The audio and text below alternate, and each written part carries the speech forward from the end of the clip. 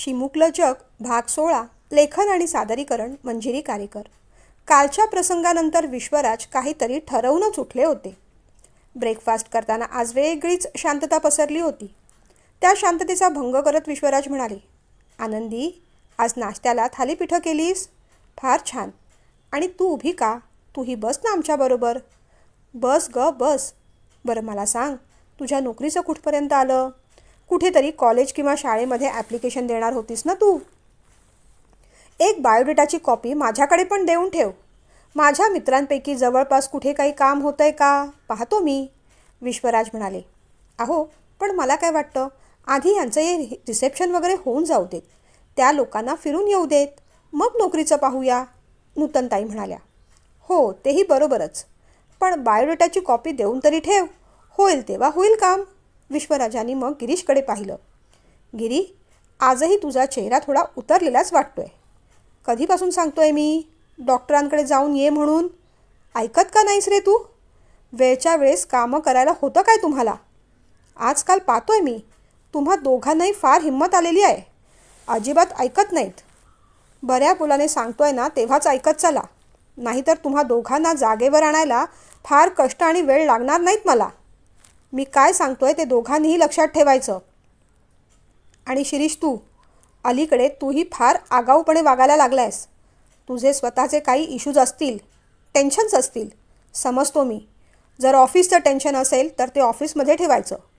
Personal issue असतील तर ते मनात ठेवायचे. यानंतर गिरीश किंवा आनंदीवर त्याचा राग काढायचा नाही. त्या दोघांनी केलं आहे काय तुझं?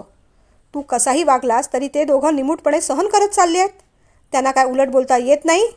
फक्त आणि फक्त तुझ्या प्रेमासाठी सगळं सहन करतायत ते. कुणाच्याही प्रेमाचा, वागण्याचा असा गैरफायदा घेऊ नये. अलीकडे तू ज्या पद्धतीने वागतोयस ना, अजिबात आवडत नाही आहे मला.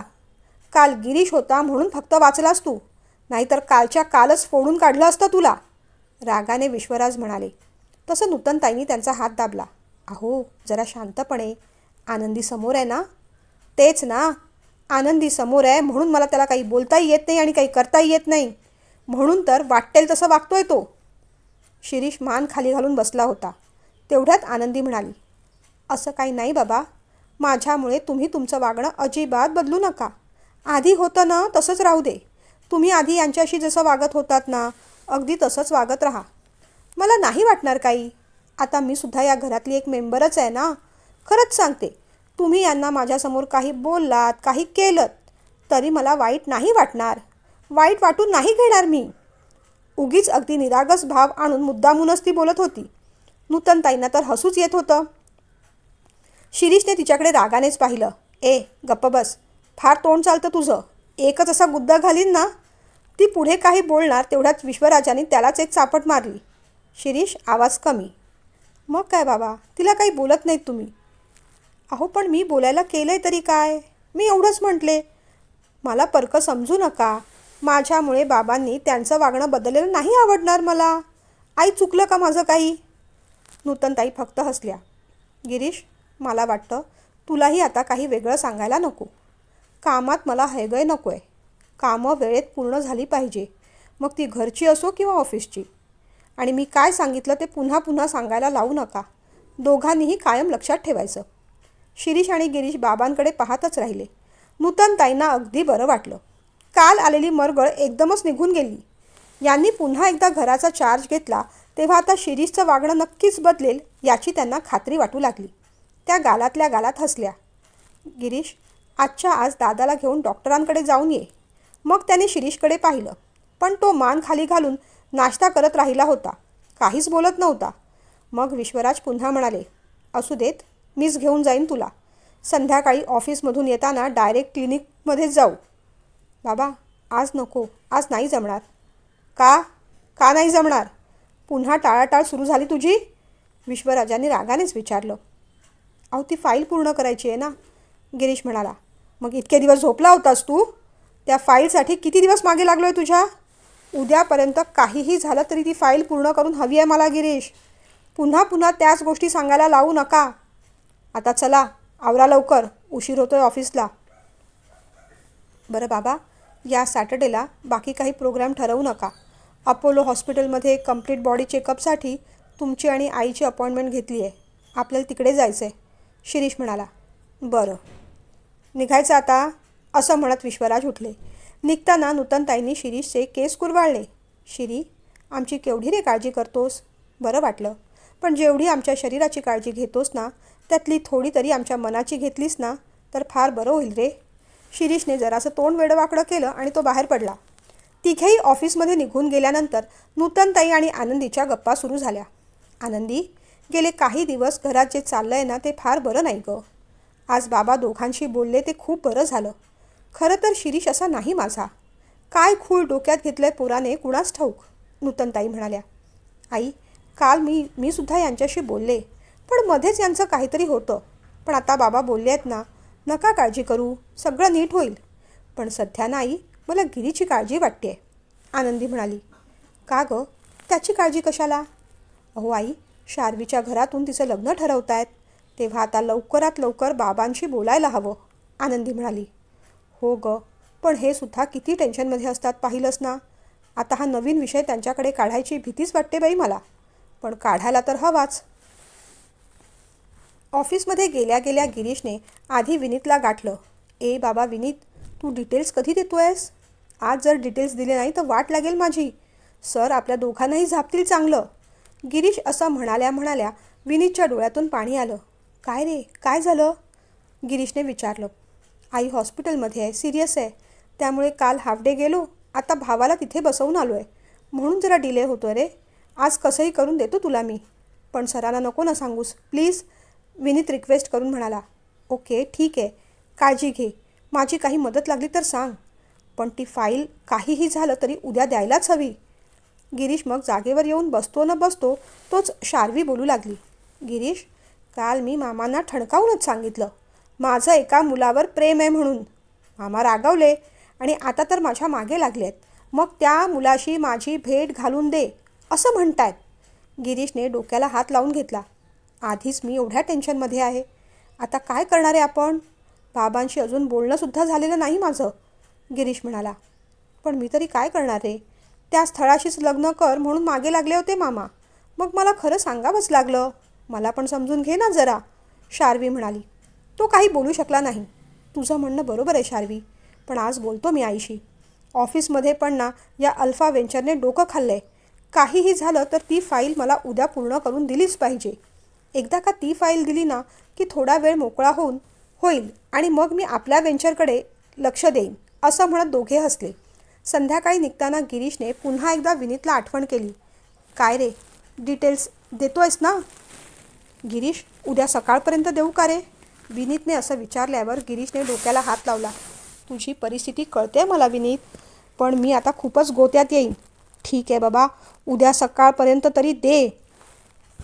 संध्याकाळी निघायच्या आधी शिरीषने गिरीशला केबिनमध्ये बोलावलं. अल्फाच्या फाईलचं काय झालं, शिरीषने विचारलं.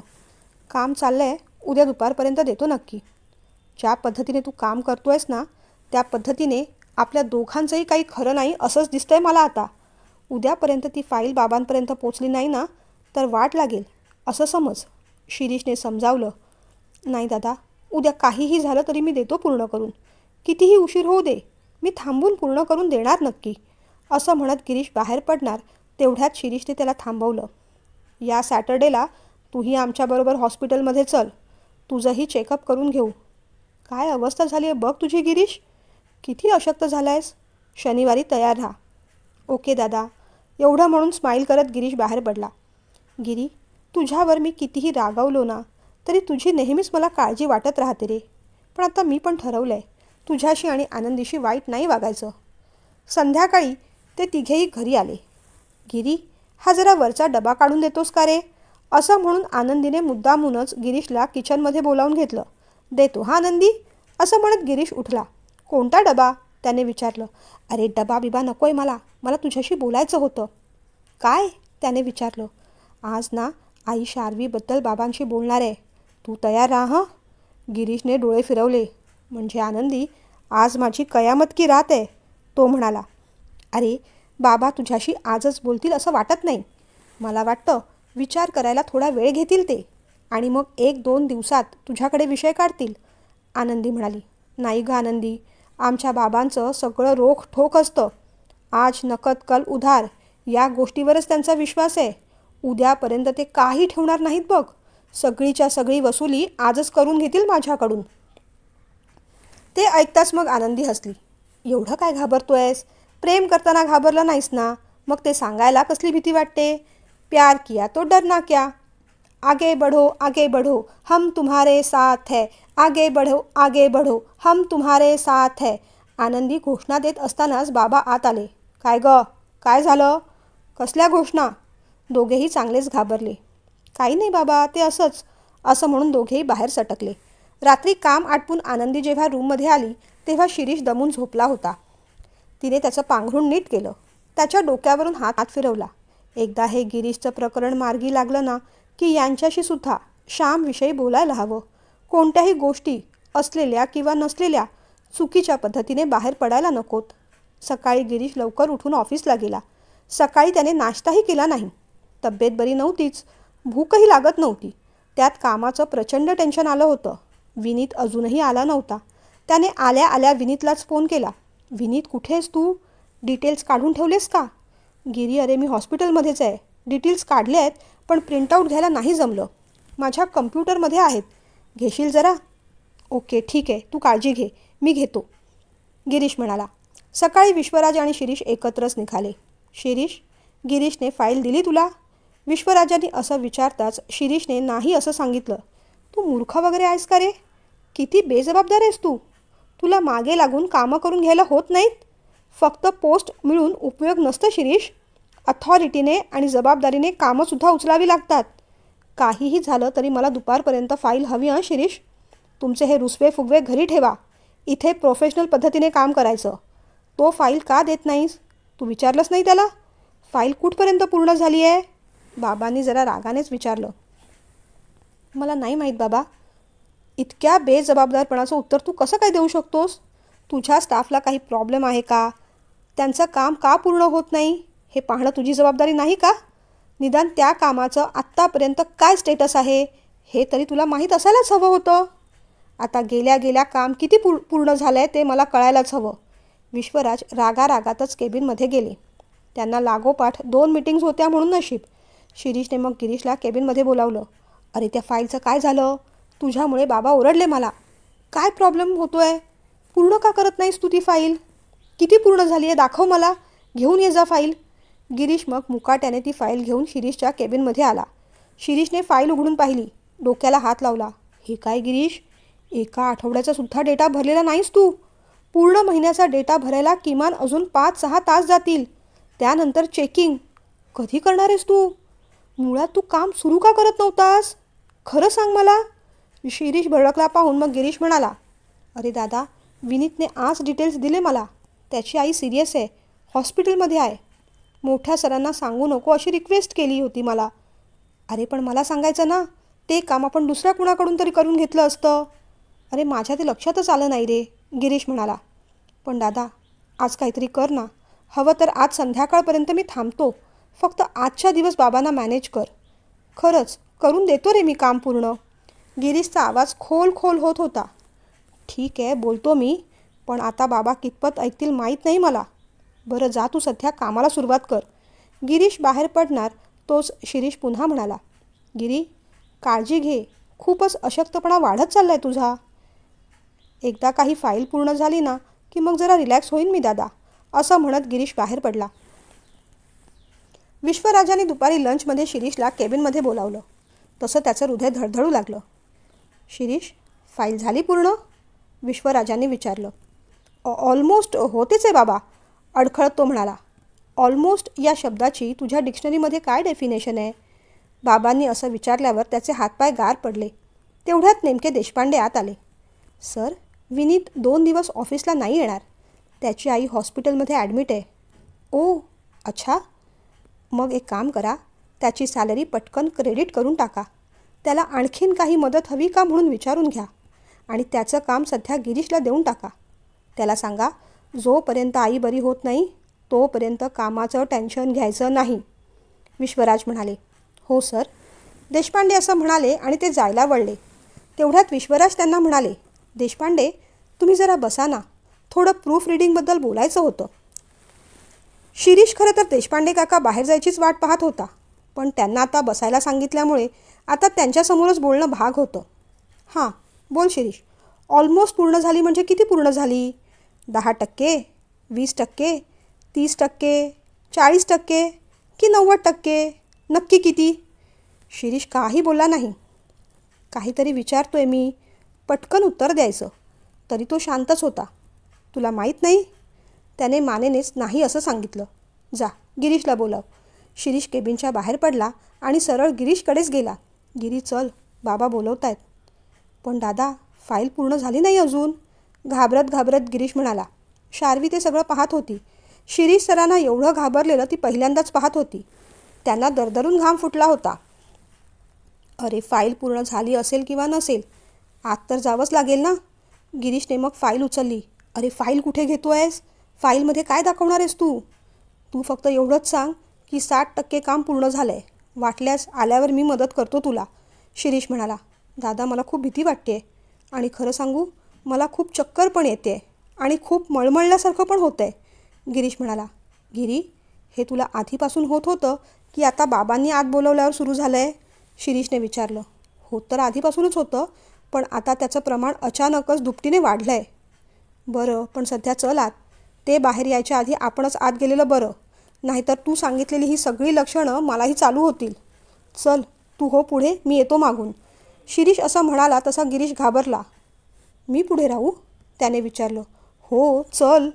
बाबांचा दरवाजा नॉक करायच्या आधी शिरीषच्या मनात काय आलं कुणास ठाऊक. गिरी, थांब. तू पुढे नको राहूस. तू माझ्या मागूनच ये. मी पुढे जातो. शिरीष पुढे गेला. गिरीश त्याच्या मागेच थांबला. गिरीश, फाईल झाली पूर्ण? विश्वराजाने शांतपणे विचारलं. करतोच आहे बाबा. Sorry sir. फाईल कुठे आहे बेटा? विश्वराजाने विचारलं. बाहेरच आहे. मग इथे तुम्ही काय माझ्या दर्शनाला आलात? फाईल घेऊन ये जा.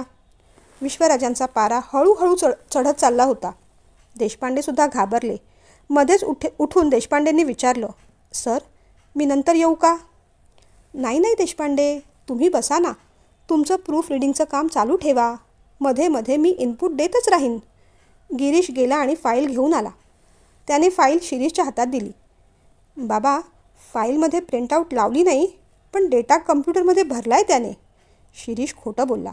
अच्छा, माझ्या इथे सुद्धा ओपन होतं की ते सॉफ्टवेअर. माझ्या कम्प्युटरमधून पाहतो ना किती डेटा भरला आहे तो. नाही बाबा, कधी कधी दुसऱ्या लॅपटॉपमध्ये रिफ्लेक्ट नाही होत, शिरीष चाचरत म्हणाला. गिरीशला वाचवायचे सगळे प्रयत्न तो त्याच्या परीने करत होता. मला मूर्ख समजलास की काय शिरीष? खोटं बोलायला लाज नाही वाटत? विश्वराजांनी फाईल ओपन करून पाहिली. एका आठवड्याचा सुद्धा डेटा त्यात भरलेला नाही पाहून ते चिडले. काय झालं गिरीश? डेटा का बरं भरला गेला नाही यात? फाईल देऊन किती दिवस झाले? त्याचं इम्पॉर्टन्स तुला माहीत होतं की नव्हतं? मग तरीही हा बेजबाबदारपणा कशाला? उद्या सकाळी ही फाईल मला जैन साहेबांकडे पाठवायची आहे. आता तू ती कधी पूर्ण करणार? गिरीश आता घाबरला होता. त्याने दादाचा हात पकडला. थांबून पूर्ण करून देतो ना, अडखळत तो म्हणाला. मग इतके दिवस काय करत होतास तू? त्या प्रश्नावर गिरीशकडे काहीच उत्तर नव्हतं. त्याने विनीतचं नाव सांगितलं नाही. सांगितलं असतं तर कदाचित त्याच्या नोकरीवर आलं असतं, म्हणून तो काही बोलला नाही. गिरीश, काय विचारतोय मी? विश्वराज उभे राहिले तसा गिरीश घाबरून आणखीनच शिरीषच्या मागे गेला. तू आधी असा पुढे ये रे, माझ्या समोर ये. बाबा अजूनही एवढ्याच शांतपणे बोलतायत म्हटल्यावर गिरीशचं आता खरंच काही खरं नाही हे शिरीषला कळून चुकलं. गिरीश, पुढे ये. बाबा, देतो ना, थांबून पूर्ण करतो. तुला सांगितलेलं कळतं की कळत नाही? पुढे ये गिरीश. विश्वराजांचा आवाज चढला. ते गिरीशला खेचून त्याच्यावर हात उगारणार तेवढ्यात शिरीष म्हणाला. बाबा, आज नको ना प्लीज, आज त्याला बरं वाटत नाही आहे. शिरीष, तुझ्याकडे तर मी नंतर बघतोच, तू मागे हो. बाबा प्लीज, आज नको. खरंच त्याला आज बरं वाटत नाही आहे. बघा ना, त्याचे डोळे पण खोल गेले आहे. तो देईल. त्याचे डोळे पण खोल गेले आहे. तो देईल ना संध्याकाळपर्यंत पूर्ण करून. वाटल्यास मी मदत करतो त्याला. शिरीष असं म्हणताच विश्वराजांनी हाताचा पंजा पहिल्यांदा शिरीषच्याच गालावर उमटवला. एवढी अक्कल होती तर आधीच मदत का नाही केलीस त्याला? शिरीष घाबरला. त्यानंतर विश्वराजांनी गिरीशला पुढे खेचलं आणि त्याच्याही 2-4 लगावून दिल्या. त्याची खालावलेली तब्येत पाहून थोड्या हलक्या हाताने. काम पूर्ण झालं पाहिजे, कधीपासून सांगतोय मी. बरं वाटत नव्हतं तर डॉक्टरांकडे जा, सांगितलं होतं ना मी. ही फाईल फक्त आपल्या कंपनीसाठी नाही, जैन साहेबांसाठी सुद्धा खूप इम्पॉर्टंट आहे. आपल्यामुळे त्यांचं काम अडलेलं मला नाही चालणार. कळलं तुम्हाला की अजून वेगळ्या भाषेत सांगायला हवं? दोघांनीही माना खाली घातल्या. शिरीष, तू तुझ्या कामाला जा. त्याचं काम तो पूर्ण करेल. वाटल्यास थांबेल आणि पूर्ण करेल. निघा आता दोघेही. बिचारे दोघे गाल चोळत बाहेर पडले. गिरी, खूप लागलं नाही ना रे तुला? शिरीषने विचारलं. थोडं लागलं. आणि दादा तुला? मला पण थोडंच लागलं. बरं चल, मी जातो माझ्या केबिनमध्ये. सगळेजण आपल्याकडेच पाहत आहेत. बाकी काही नाही रे. देशपांडे काका आत होते ना, ते वाईट झालं. हे सगळं त्यांनी स्टाफला सांगितलं नाही म्हणजे झालं. गाल लपवत शिरीष म्हणाला. हो ना रे दादा, असिस्टंट डायरेक्टरला डायरेक्टर साहेबांनी सणसणीत ठेवून दिली. ऐकायला बरं नाही ना वाटणार. गिरीश म्हणाला. माझं सोड, तू तुझं बघ. मी तरी केबिनमध्ये जाऊन बसेन गुपचूप. पण आता गेल्या गेल्या शार्वी तुला विचारेल, गालावर हे आयलंड कसं तयार झालं, तेव्हा काय सांगशील? बरं आता जा आणि लवकरात लवकर ती फाईल पूर्ण करून दे. मी पण मदत केली असती रे, पण आता बाबा नको म्हटल्यावर मला तेही करता येत नाही आहे. शिरीष आणि गिरीश मग निमूटपणे आपापल्या जागेवर गेले. काय रे गिरीश, तुझा चेहरा असा का दिसतोय आणि गालावर हे वळ कसले? शार्वीने आश्चर्याने विचारलं. ए शार्वी, आता काही विचारू नकोस बाई, मला काम करू दे प्लीज, असं म्हणत मग तो कामाला लागला. हा सगळा प्रकार देशपांडेंसाठी नवीन होता. सर, हे काय होतं? मी काय पाहत होतो यावर माझा विश्वासच बसत नव्हता. आज पहिल्यांदाच तुम्हाला अशा रूपात पाहिलं मी. अहो त्यात काय एवढं देशपांडे? तुमच्या घरी अशा प्रकारची सर्व्हिसिंग होत नाही का? शांतपणे विश्वराजांनी विचारलं. सर्व्हिसिंग? न कळून देशपांडेंनी विचारलं. हो, सर्व्हिसिंगच. अहो गाडी आणि मुलं ठीकठाक चालायला हवी असतील तर वेळोवेळी सर्व्हिसिंग करावीच लागते. आमच्याकडे तर अशी सर्व्हिसिंग मध्ये मध्ये होतच असते. नेहमी घरी होते, आज ऑफिसमध्ये झाली. तुमच्याकडे नाही होत अशी? विश्वराजांनी जरा आश्चर्यानेच विचारलं. नाही सर, मुलं मोठी झाली ना, मग त्यांच्यावर हात कसा उचलायचा, म्हणून मग. तसं काही नसतं हो देशपांडे. मुलं आपल्या सोयीप्रमाणे छोटी आणि मोठी होत असतात. आता त्यांना म्हणाव, तुम्ही मोठी झालात ना, आता घरच्या सगळ्या जबाबदाऱ्या तुम्ही घ्यायच्या. तुम्ही कमवायला लागा, आमचाही खर्च उचला. तेव्हा मग ते काय म्हणणार? नाही बाबा, अजून आम्ही लहान आहोत. त्यांना लहान समजून काही शिकवायला गेलो तर म्हणणार, हे सगळं शिकवायला आम्ही काय लहान आहोत, आम्ही मोठे झालोत. त्यांना त्यांच्या सोयीनुसार मोठं आणि छोटं व्हायचं असतं. अहो पण खरी गोष्ट अशी आहे की आईबाप जिवंत आणि जाणते आहेत तोपर्यंत मुलं त्यांच्यासाठी लहानच असतात. मुलांच्या भल्याचा आणि भवितव्याचा विचार हा प्रत्येक क्षणी आईबापालाच करावा लागतो. मग पद्धत कोणतीही वापरली तरी चालते. बाकी मुलांवर हात उचलायचा नाही, त्यांच्याशी मित्रत्वाने राहायचं, या सगळ्या गोष्टी अंधश्रद्धा असतात. आणि आपण भारतीय पालकांनी असं अंधश्रद्धाळू होता कामा नये. आपल्या आईवडिलांनी सुद्धा मोठं होईपर्यंत मारलंच की आपल्याला. त्यांच्या भल्यासाठी असं वागावं लागतं. कभी बात से कभी हात से. अंतिम सत्य काय? काम झालं पाहिजे. आणि या सगळ्याचा मला तर दुहेरी फायदा होतो. म्हणजे सर्व्हिसिंग इथे दिली ना तरी घरीसुद्धा दोघांची गाडी रुळावर राहते. पण खरं सांगू का देशपांडे, माझी बायको या मताची नाही. मुलं मोठी झाली की त्यांच्याशी नेहमी मित्रत्वाने वागायला हवं. त्यांचंही आपलं आपलं म्हणणं असतं, मत असतं. त्यांच्या मताचा आपण आदर केलाच पाहिजे. नेहमी त्यांच्या कलेने घ्यावं. जगातले सगळे प्रश्न मुलांशी बोलून चर्चा करून सोडवता येऊ शकतात. मुलांना त्यांची स्पेस द्यायला हवी. अशा अनेक अंधश्रद्धांची ती उपासक आहे. तिच्या म्हणण्याप्रमाणे एक दोनदा मी करून पाहिलं तसं, पण माझ्या मुलांवर तरी ती मात्रा लागू पडली नाही. तेव्हापासून father should be a good friend या तत्वाला तिलांजली देऊन मी आता father should be always a father only या तत्वावर विश्वास ठेवतो. वडिलांनी नेहमी वडिलांसारखंच राहायला हवं. खरं तर ऑफिसमध्ये हे सगळे सोपस्कार करायला आवडत नाहीत मला, पण घरी माझी बायको ना हे सगळं मोकळेपणाने करू देत नाही मला. मी काही करायला गेलो तर फार मध्ये मध्ये येते. म्हणून म्हटलं आज होम सर्व्हिस देण्यापेक्षा सर्व्हिसिंग गॅरेजमध्येच करावी, म्हणजे नीट सर्व्हिसही देता येईल आणि कुणाचा फार डिस्टर्बन्सही होणार नाही. आता बघा ना, सकाळपासून आलेला थकवा कसा क्षणात निघून गेला तो. हात अगदी मोकळे झाले माझे. आणि आता एकदा सर्व्हिसिंग दिली ना मग पुढचे 4-5 महिने तरी काही टेन्शन नसतं आमच्याकडे. मी काय म्हणतो, तुम्हीसुद्धा आपल्या मुलांना कधी कधी अशी सर्व्हिसिंग देत चला. अहो काय होतं त्यामुळे? गाडी रुळावर राहते, दीर्घ काळ चालते. काय बरोबर ना? बरं, तुमचं काम झालं असेल तर येऊ शकता तुम्ही. हो सर, अगदी चांगला सल्ला दिलात आपण. नक्कीच मी विचार करेन. विचार नाही, आता तर कृतीच करेन. आमच्याकडे सुद्धा अशा सर्व्हिसिंगची गरज भासू लागली आहे मला आता. असं म्हणत देशपांडे अगदी कॉन्फिडन्सने उठले आणि बाहेर पडले. बाहेर त्यांची गिरीशबरोबर जरा नजरानजर झाली तेव्हा आपोआपच त्यांच्या भुवया थोड्याशा वर झाल्या. त्यांच्या डोळ्यात गिरीशला थोडी सहानुभूती दिसली आणि मग हळहळत ते पुढे निघून गेले. संध्याकाळी 6 वाजले तरी गिरीश बिचारा काम करतच होता. खरं तर काम करायची त्याच्यात शक्ती नव्हती, पण कॉफीवर कॉफी घेऊन आज त्याला काम पूर्ण करायचंच होतं. विश्वराज बाहेर आले. त्याच्या क्युबिकलसमोर जाऊन उभे राहिले. तो चटकन उभा राहिला. किती वाजेपर्यंत काम पूर्ण होईल? अजून 1.5-2 तास लागेल. ठीक आहे, बस खाली, काम पूर्ण कर, फाईल घेऊन घरी ये, मग मी करतो साईन. Okay sir. असं म्हणत तो पुन्हा कामाला लागला. मग ते शिरीषच्या केबिनमध्ये गेले. शिरीष पण झटकन उठून उभा राहिला. काय असिस्टंट डायरेक्टर साहेब, निघायचं का घरी? अहो, सकाळपासून काम करून थकतो आम्ही आणि आज नेहमीपेक्षा जरा जास्तच एनर्जी खर्च झाली आमची. तेव्हा म्हटलं घरी जाऊन थोडा आराम करूया. चालेल का निघालं तर? बाबा, तो एवढंच म्हणाला. चल आवर लवकर, गाडीत वाट पाहतोय मी. असं म्हणून ते बाहेर पडणार तेवढ्यात शिरीषने विचारलं, बाबा, मी गिरीशबरोबर थांबू का? त्याला काही मदत लागली तर? विश्वराज वळले, हाताची घडी घातली आणि शांतपणे त्याच्याकडे पाहिलं. शिरीषने मग निमूटपणे लॅपटॉप बंद केला, आपली बॅग उचलली आणि बाबांच्या मागोमाग बाहेर पडला. तो गाडी ड्राईव्ह करत होता. विश्वराज त्याच्या बाजूला बसले होते. अहो बाबा, उद्या सकाळी चेकिंगसाठी जायचं आहे माहिती आहे ना? हो माहिती आहे. किती वाजता निघावं लागेल रे? फास्टिंग आहे ना, 7पर्यंत निघू. गिरीला पण म्हटलं आहे तूही आमच्याबरोबर चल, त्याचंही चेकिंग होईल. खरं तर आज पण बरं नव्हतं त्याला, म्हणून मी. एवढं म्हणून शिरी शांत राहिला. त्याला बरं नाही हे मला कळत का नव्हतं शिरी? पण दुखणं किती दिवस अंगावर काढायचं? गोष्टी वेळच्या वेळेस करायला काय होतं तुम्हाला? मुळात त्याच्या आजारपणाचा आणि आज जे काही घडलं त्याचा संबंध लावायला जाऊ नकोस.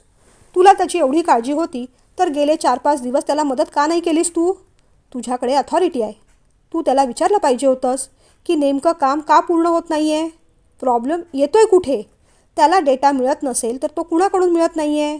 ऑफिसमध्ये एका स्टाफला प्रॉब्लेम असेल तर काम अडवून ठेवायचं नसतं, दुसऱ्याने उभं राहायचं असतं, ते पूर्ण करायचं असतं.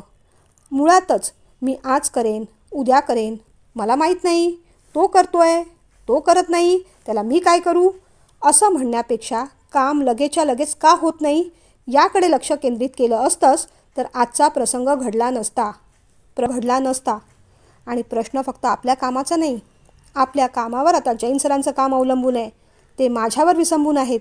गेले 2 दिवस मी त्यांना उद्या देईन असं सांगून टोलवाटोलवी करतोय, जे मला कधीच आवडत नाही. आजही काम झालं नाही तर त्यांना मी उद्या काय उत्तर देऊ याचा विचार तुम्ही कधी केलात का?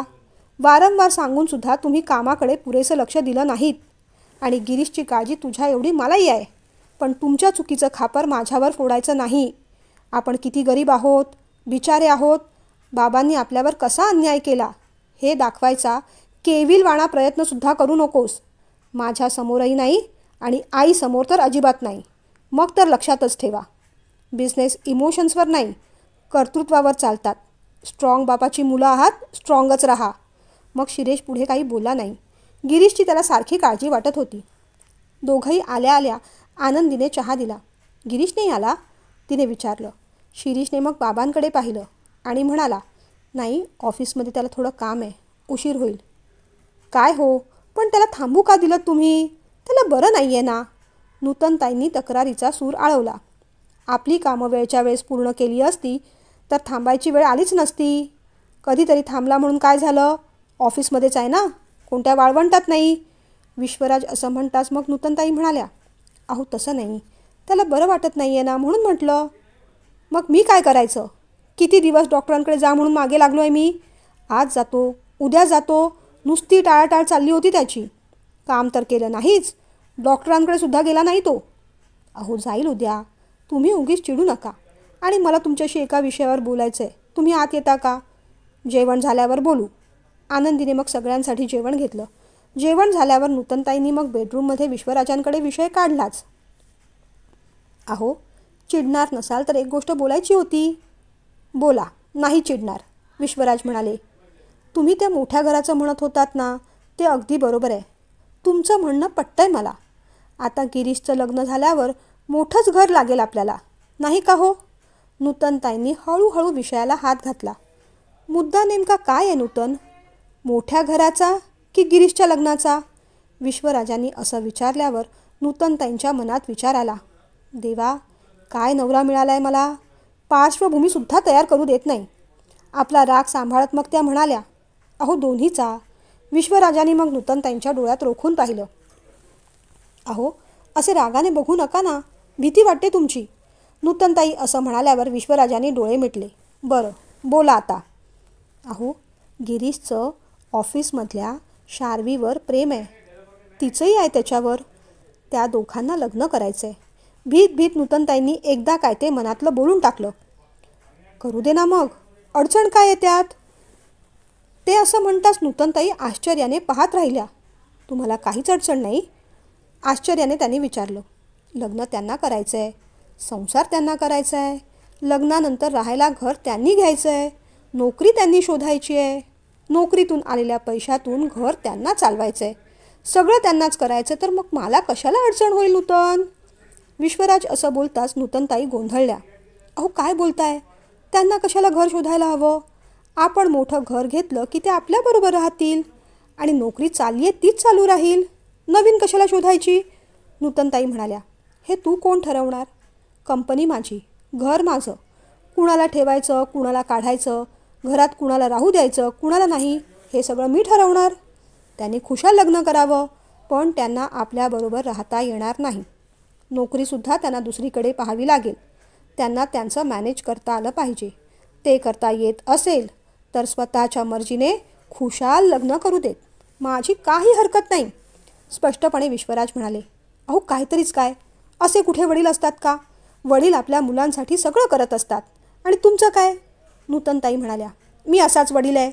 तेव्हा त्याला सांगायचं, लग्न करायचं आहे, खुशाल करा. आम्ही अक्षता टाकायला येणार, पण लग्नाला मी काहीही खर्च करणार नाही.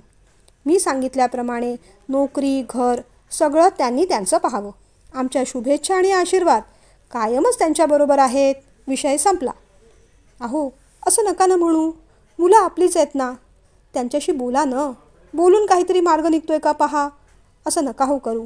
गेले काही दिवस गिरीश किती तणावात आहे, तुम्ही पाहताय ना. शिरीष असा वागतो म्हणून तो किती दुखावलाय, तुम्हालाही माहिती आहे ते. त्यात तुम्ही आणखीन डागण्यात देऊ नका. मुलं जबाबदार झाली पाहिजे, ठीक आहे, पण हा काही मार्ग आहे का? तुम्ही त्याच्याशी नीट बोला, एवढंच म्हणणं आहे माझं. नूतनताई हळव्या झाल्या. बायकोचे अश्रू विश्वराजांना बहुतेक आवडले नसावेत. मग शांतपणे ते म्हणाले, ठीक आहे, हे 2-3 दिवस जाऊ देत. सध्या मी खूप बिझी आहे. नंतर या मॅटरमध्ये सुद्धा लक्ष घालावंच लागेल आता. चिरंजीवानी पराक्रमच करून ठेवले आहेत ना. शार्वी चांगली मुलगी आहे, पण तिचं बॅकग्राऊंड काय, कुठे राहते, कुणाबरोबर राहते, तिच्या घरातले तयार आहेत की नाही, काही माहीत नाही आपल्याला. आणि चालले आहेत लग्न ठरवायला. पण ठीक आहे, तू म्हणतेस तसंच होईल. एकदा हे महत्त्वाचं प्रोजेक्ट पूर्ण होऊ देत, मग 2-3 दिवसांनी बोलेन त्याच्याशी. मग नूतनताईंनी हळूच घड्याळाकडे पाहिलं. अहो, 9 वाजून गेलेत. फोन करू का गिरीशला? काही खाल्लं नसेल पोराने. अजून किती वेळ थांबवणार आहात त्याला? पुन्हा सुरू झालं तुझं नूतन. मी थांबवलं का त्याला? त्याचा तोच थांबलाय. त्याने काम वेळेवर पूर्ण केलं नाही म्हणून थांबलाय तो. काही फोन वगैरे करायची गरज नाही. उगीच डिस्टर्ब करू नकोस त्याला. विश्वराज चिडले तसं नूतनताई मग रागावूनच बाहेर गेल्या. विश्वराजांना पण गिरीशची काळजी वाटत होती, पण कामाच्या बाबतीत किती हयगय करायची ते त्यांना अजिबात चालणार नव्हतं. शिरीष आणि गिरीश दोघंही कामाच्या बाबतीत सिरियस असायलाच हवेत. आणि यासाठीच आज जे घडलं ते घडलं होतं, घडायलाही हवं होतं. शिरीषसुद्धा आज शांत शांत बसून होता. शिरीषसुद्धा आज शांत शांत बसून होता. आनंदी बडीशेप घेऊन आली. अहो, बडीशेप घ्या, ती म्हणाली. नको आहे गं मला, चावायला त्रास होतो आहे. तो म्हणाला. का हो, दाढ दुखते आहे का? तिने विचारलं. मगाशी नीट जेवलात पण नाही तुम्ही. दाढ नाही गं, गाल आणि कान दुखतो आहे. का बरं? कोणता गाल आणि कोणता कान दुखतोय? डावा. का? काय झालं? त्याच्याजवळ येत तिने विचारलं. अहो खरंच की, हा भाग थोडा सुजलेला पण दिसतोय. कुठे आपटलात? तिने काळजीने विचारलं. मी नाही आपटलो ग. बाबांचा हात माझ्या गालावर आपटला. ते ऐकताच आनंदीचे डोळे मोठे झाले. बापरे, म्हणजे बाबांनी मारलं तुम्हाला? का? असं काय केलं तुम्ही? मी काही नाही केलं ग. गिरीशने काम पूर्ण केलं नव्हतं म्हणून त्यालाही मारलं आणि मलाही मारलं. त्याला बिचाऱ्याला जरा जास्तच मारलं. बाप रे, मागे गिरीश म्हणालाच होता, बाबांचा राग एकदम डेंजर आहे. पण तुम्हाला ऑफिसमध्येच मारलं? सगळ्यांसमोर? सगळ्यांनी पाहिलं? लेडी स्टाफ पण होता तिथे? ती भराभर प्रश्न विचारत राहिली. एक गप्प बस ग. पिक्चरची स्टोरी विचारल्यासारखी स्टोरी काय विचारतेस? मूर्ख कुठली? शिरीष वैतागून म्हणाला. अहो तसं नाही, जरा कुतूहल वाटलं म्हणून विचारलं. कुतूहल वाटायला मी काय डिस्कवरी चॅनल आहे? बरं जाऊ देत. बघू बघू, तुमचा गाल बघू ना. अरे अरे अरे अरे, डोळ्याखाली खूपच सुजलं हो. आणि हे बघा, इथे इथे इथे इथे ना बोटांचे वळ पण दिसत आहेत. बाबांचा हात चांगलाच टणक दिसतोय, नाही का हो? अहो जरा मान तिकडे करा ना, नीट दिसतच नाही आहे मला. ती असं म्हणताच त्याने तिचा हात बाजूला केला. ए चल हो तिकडे. माझा गाल म्हणजे काय प्रेक्षणीय स्थळ वाटलं तुला? येऊन येऊन पाहतेस ते? मग तिला थोडं हसूच आलं. कालपर्यंत तर नव्हतं, पण आज मात्र नक्कीच झालं आहे. काय म्हणालीस? त्याने रागाने विचारलं. अहो म्हणजे असं कधी मी पाहिलं नव्हतं, अनुभवलंही नव्हतं, म्हणून तुम्हाला विचारते ना. तेच तर चुकलं ना सत्यजित काकांचं. तुला हा असा अनुभव लहानपणीच दिला असता ना, तर अशी चुरू बोलली नसतीस तू. शिरीष म्हणाला. पण फार दुखतंय का हो? त्याने पुन्हा एकदा रागाने पाहिलं. बरं बाबा राहिलं. बर्फ देऊ का आणून शेकायला? जरा गार गार वाटेल. आनंदी, गप्प बसतेस का तू? अजून त्रास देऊ नको हा. मला तर बिचाऱ्या गिरीशचीच काळजी वाटते. तो अजूनही तिथे काम करत असेल. बाबा बाहेर हॉलमध्ये बसले नसते ना, तर लॅपटॉप घेऊन मी सुद्धा गेलो असतो त्याच्या मदतीला, तो म्हणाला. पण काय हो, बाबांनी त्याला पण एवढ्या जोरात मारलं? तिने विचारलं. हो मग काय, आमचे बाबा मारताना मिलीग्रॅम सेंटीमीटरमध्ये मारतच नाहीत, डायरेक्ट किलो आणि हेक्टोचंच माप असतं त्यांचं. त्याला तर आज माझ्यापेक्षा जरा जास्तच पडल्या, काळजीने शिरीष म्हणाला. असं म्हणत ती उठली. तू कुठे चाललीस आता? अहो बाबांना जाब विचारायला हवा ना. तुमच्यापेक्षा गिरीशला कसं काय जास्त मारलं त्यांनी? निदान या बाबतीत तरी भेदभाव करायचा नव्हता ना. तो लाडका असला म्हणून काय झालं? दोन्ही हात कमरेवर ठेवून आनंदी म्हणाली. आनंदी, जा गं तू इथून, निघ बघू. वैतागतच तो म्हणाला. तशी ती उठली आणि किचनमध्ये गेली. तिने रुमालावर 4 बर्फाचे खडे टाकले. किचनमधून बाहेर पडणार तेवढ्यात बाबा समोर होते. काय? भुवया उंचावत बाबांनी विचारलं. तसं तिने बर्फाच्या खड्याचा रुमाल त्यांना दाखवला. गाल शेकायला? बाबांनी विचारलं.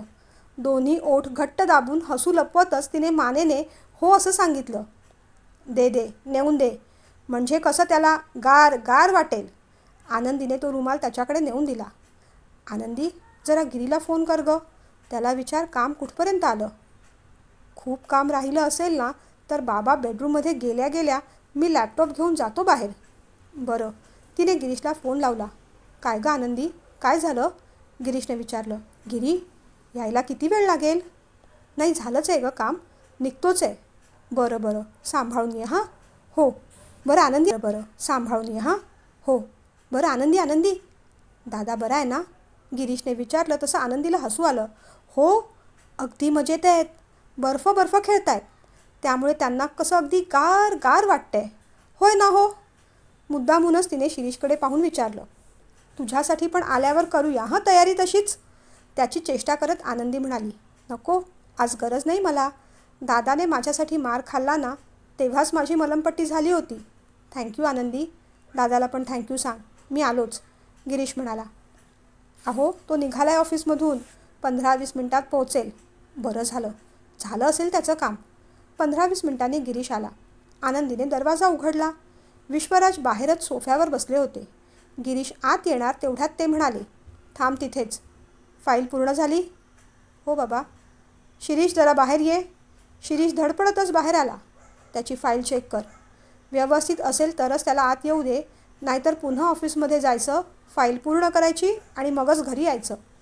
गिरीशने मग त्याच्या बॅगेतली फाईल काढली आणि शिरीषच्या हातात दिली. नूतनताई ते सगळं पाहत होत्या. अहो, काय चालवलं आहे तुम्ही? माझं घर म्हणजे तुमचं ऑफिस नाही. ये रे गिरी आत, बघू तुला कोण अडवतं ते. नूतन, तू यामध्ये पडू नकोस, शेवटचं सांगतोय मी, विश्वराज म्हणाले. गप्प बसाव तुम्ही, मीच तुम्हाला शेवटचं सांगते.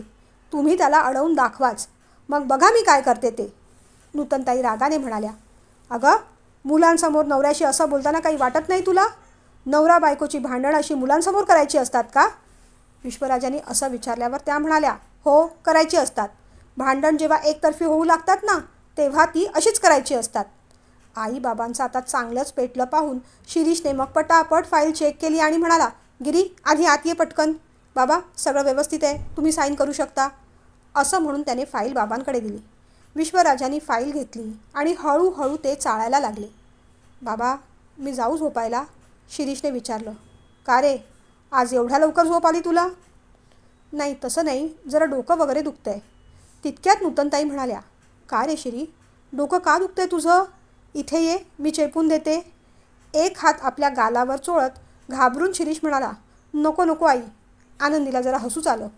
का रे, काय झालं? अगं काही नाही. काय झालं? अगं काही नाही, डोक्याबरोबर कान आणि गाल पण दुखतोय ना. अरे कशाने पण? अगं खास काही नाही, ऑफिसमध्ये कुणाचा तरी धक्का लागला, त्यामुळे. काय तरी बिनडोक माणसं असतात बाई या जगात. डोळ्याचा आणि डोक्याचा वापर करतात की नाही कुणास ठाऊक. नूतनताई असं म्हणताच विश्वराजांनी डोळ्यावरचा चष्मा नीट करत नूतनताईंकडे पाहिलं. बरं जा शिरी, झोप तू. 1760 वेळा झोपू का झोपू का म्हणून परमिशन. बरं जा शिरी, झोप तू. 1760 वेळा झोपू का झोपू का म्हणून परमिशन घेत बसू नकोस त्यांची. आणि गिरीश, तू जेवायला चल, मी वाढते तुला. आई नको, मलाही झोप येते. जेवण नको आहे गं, भूक नाही आहे मला. का रे, तुला काय झालं आता? माझंही डोकं, गाल आणि कान दुखतोय. का? तुला पण त्या बिंडोक माणसाने धक्का मारला की काय? नूतनताईंनी जरा रागानेच विचारलं. तसंच काहीतरी, तोंडातल्या तोंडात गिरीश पुटपुटला. बाबा, जाऊ मी झोपायला? गिरीशने पण बाबांची परवानगी घेतली. जा, आणि उद्या सकाळी चेकअपसाठी आमच्याबरोबर यायचं आहे. तेव्हा लवकर उठायचं हां गिरी. रात्री नूतनताई विश्वराजांना म्हणाल्या, अहो, उद्याच्या उद्या त्या ऑफिसमधल्या बिंडोक माणसाचा आधी बंदोबस्त करा पाहू. माझ्या दोन्ही पोरांना धक्का दिला त्याने. अशा बिंडोक माणसांना तुम्ही ऑफिसमध्ये ठेवताच कसं? उद्याच्या उद्या त्याला ऑफिसमधून कमी करा. बरं ठीक आहे, झोपू आता नूतन? त्याच कसं आधी? उद्याच्या उद्या त्याला ऑफिसमधून कमी करा. बरं ठीक आहे, झोपू आता नूतन? हो झोपा, पण गिरीश आणि शार्वीचं काय सांगितलं आहे ते थंड डोक्याने विचार करा. अहो, मुलं आपलीच आहेत, असं टोकाचं वागू नये. मुलांचं सुख ते आपलं सुख असतं. अहो, लोक मुलांसाठी काय काय करतात. नूतनताई बोलत राहिल्या. विश्वराजांनी लाईट बंद केला आणि झोपून गेले. हे ना तुमचं नेहमीचं असतं. बायको बोलायला लागली की लगेच तुम्हाला झोप येते. झोपा आता, पण मी काही विषय सोडणार नाही. उद्या तुमच्याशी पुन्हा बोलेन. सकाळी चेकअपला जायचं म्हणून नूतनताई आणि विश्वराज लवकरच उठले. आनंदीने शिरीषला सुद्धा उठवलं. नूतनताई गिरीशला उठवायला आल्या. गिरी, उठ लवकर, आपल्याला चेकअपला जायचं आहे ना. चल उठ बाळा, आल्यावर झोप हवं तर. आई, झोपू दे गं मला, काल काम करून दमलो आहे मी. चेकिंग बिकिंगचं राहू दे, मी नंतर जाईन. अरे असं नको करूस, अरे असं नको करूस, हाताबरोबर तुझंही होऊन जाईल. उठ उठ. तेवढ्यात देवपूजा करून विश्वराज आत आले. अहो जरा बघा ना, ही साडी नेसू का ही? नूतनताईंनी असं विचारल्यावर विश्वराजांनी दोन्ही साड्यांकडे पाहिलं. काय नूतन, तू लग्नाला चालली आहेस की कोणत्या समारंभाला? आपण हॉस्पिटलमध्ये चेकअपसाठी चाललो आहे, साधा ड्रेस घाल. हॉस्पिटलमध्ये चाललो आहे म्हणून काय झालं? तिथे लोक असतात, पाहतात आपल्याला. सांगा ना. काय वाटेल ते कर गं, मला नको विचारूस. बरं राहू देत, मी आनंदीला विचारायला चालले. मी शिरीषच्या रूममध्ये तयारी करून येते, तोपर्यंत तुम्ही गिरीशला उठवा. तो यायला तयार नाही असं म्हणतोय. बघा जरा, आणि जरा प्रेमाने हां, बरं नाही आहे त्याला, असं म्हणत नूतनताई बाहेर पडल्या. विश्वराज गिरीशच्या बाजूला येऊन बसले. गिरी, उठतोयस ना? चल पटकन, चेकअपला उशीर होतोय आपल्याला. पटकन डायग्नॉसिस झालं ना की लवकर ट्रीटमेंट घेता येईल. चल राजा. बाबा, मी नंतर आलो तर नाही का चालणार? मला झोप येते. गिरीश बाबांच्या मांडीवर येऊन झोपला. नको रे राजा असं करूस. काल एवढं समजावलं तरी कळत नाही का तुम्हाला? का आई बापाला त्रास द्यायचाच आहे असं ठरवलं आहे तुम्ही? पण गिरीशच्या डोक्यात प्रकाश कुठे पडत होता? उलट आपलं डोकं बाबांच्या मांडीवर घट्ट आवळत तो पुन्हा छान झोपून गेला. गिरी, उठ रे आता, आल्यावर झोप. चल पटकन, फार बोलायला लावू नकोस मला. विश्वराजाने त्याला थोपटलं. वैतागत मग गिरीश उठला. गिरी, पुढच्या 5 मिनिटात बाहेर यायला हवायस तू. विश्वराज बाहेर आले तेव्हा शिरीष नाश्ता करायला बसला होता. आनंदी, काय हा उपमा?